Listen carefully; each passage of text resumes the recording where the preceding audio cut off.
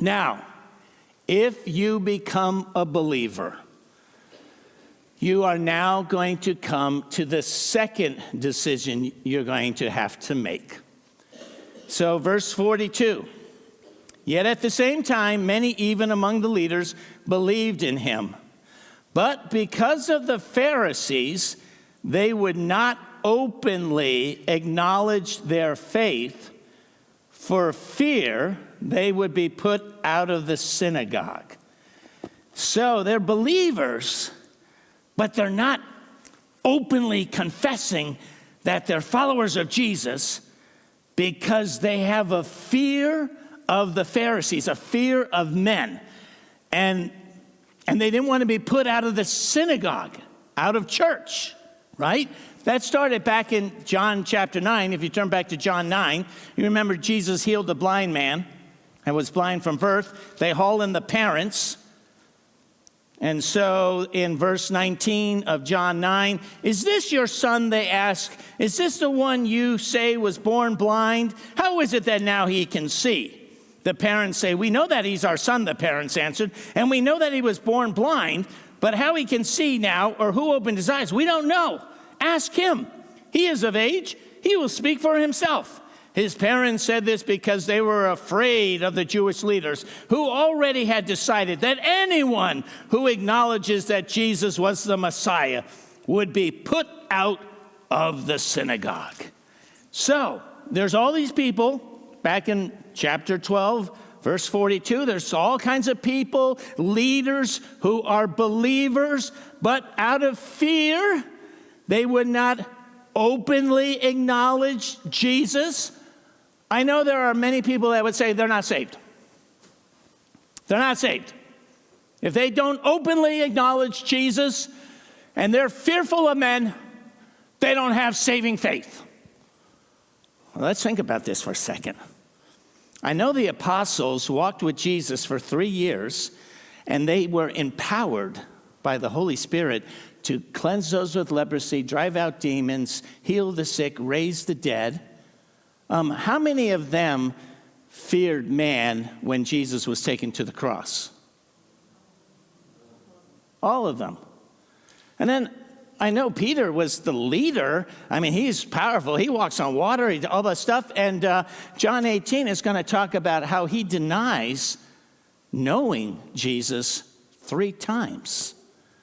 And in fact, it is quite true that Christians, after you become a Christian, the fear of man may come upon you, or you probably already have the fear of man. I was reading that most people actually live their whole lives under the fear of other people.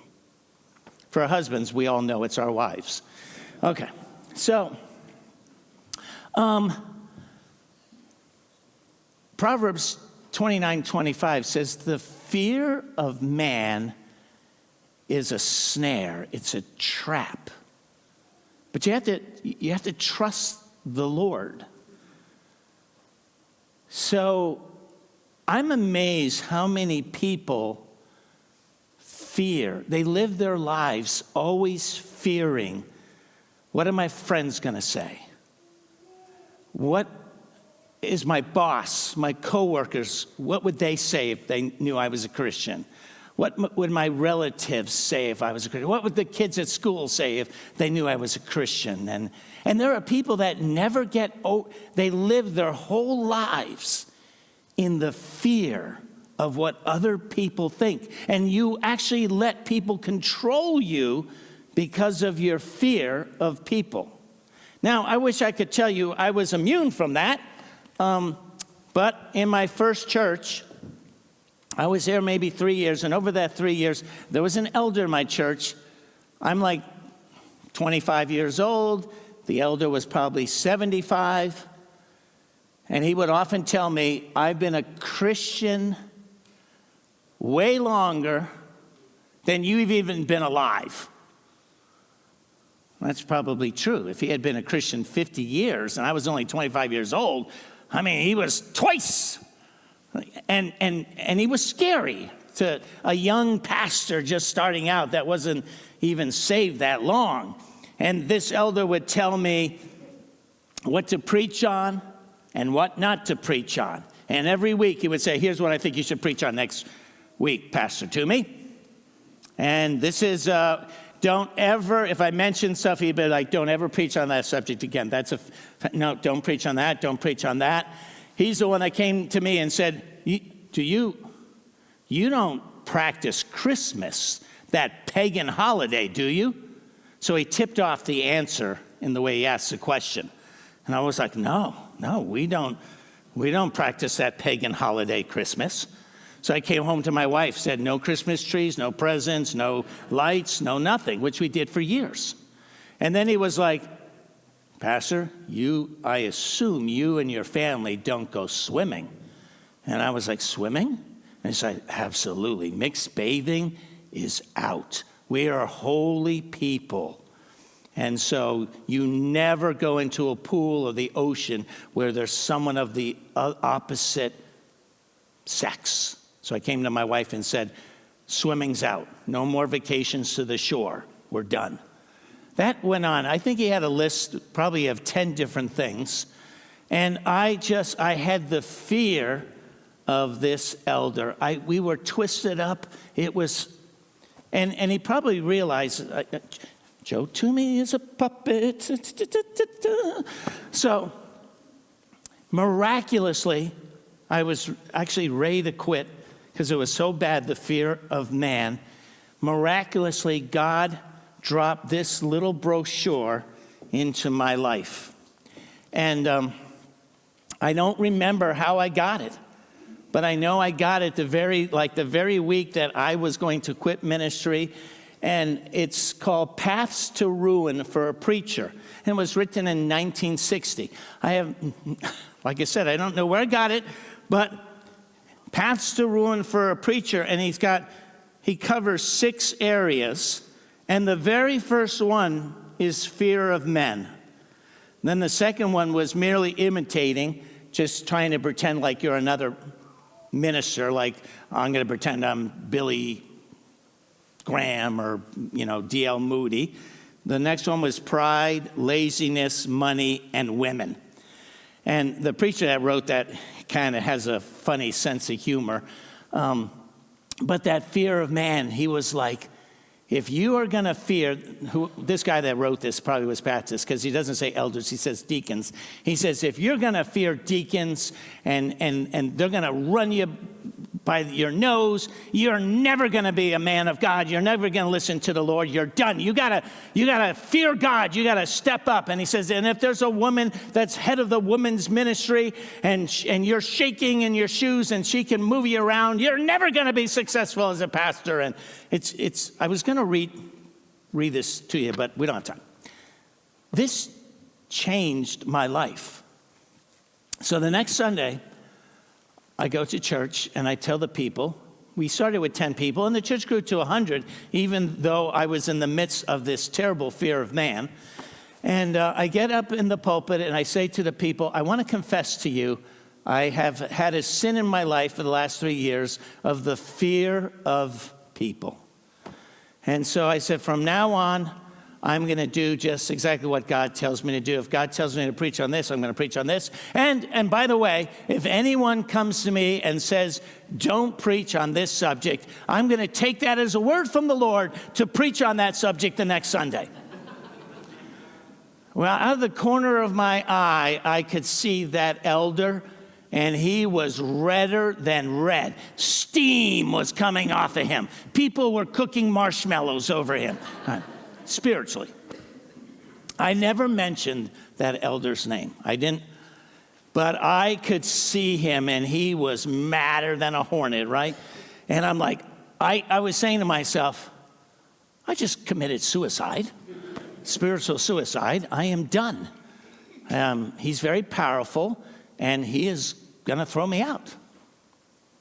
So after church, he didn't say anything. The next week, he said nothing. And in fact, over the next many, many years, we became very good friends. And he never, again, tried to run my life. And one final thing about it was probably that same year, I visited him at his home during Christmas time, and guess what I discovered? A Christmas tree in his home with presents. And I said, wait a second.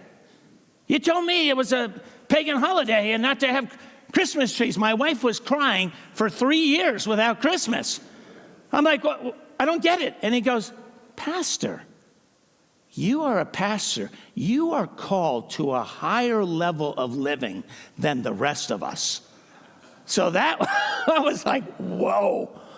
I came home, told my wife, and she was dancing all the kitchen. You know, dancing was outlawed too. Okay. So, I know what it is to have the fear of man. You got to make a decision. Are you going to do not put people as your idol? The fear of man is actually making other men an idol in your life. You want to have the fear of God. And all of you have to make this decision because you're going to have to stand up for the Lord, and you may be thrown out of the synagogue.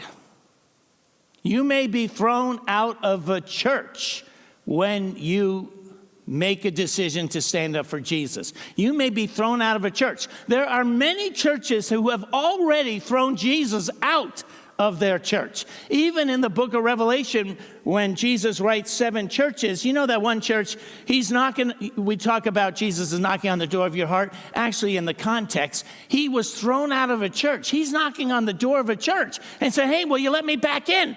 I'm the one who died. The church is my body. And that church already, by the first century, threw Jesus out. And there are many churches, when you come to the Lord, you may go back to the church and you're like, I found Jesus. And they're going to be like, hey, we threw him out. Don't bring him in here. No, you leave Jesus outside, And when you come to the Lord, you're going to have to make a decision. Are you going to tell your parents? Are you going to tell your kids? Are you going to tell your schoolmates? Are you going to tell the people at college? Are you going to tell your coworkers? Are you going to tell your neighbors? Are you going to stand up for Jesus? Or are you like, Pastor, you don't know my family. You don't know where I work. You may be thrown out of a club. You may be, I got saved and you've been going to some kind of club, and they go, no Jesus in our club. And they may throw you out. You may be at a job and you say, hey, I found the Lord. And the job goes, no, wait a second. Part of this job is dishonesty. We rip people off. And you're like, well, I can't do it anymore. I got Jesus. No, you're out of this job. You make a decision. You want a job and good pay? Well, then you compromise, but you don't bring Jesus into the job. Believe me, I was reading on how many of us live in the fear of people. It's a big decision you have to make.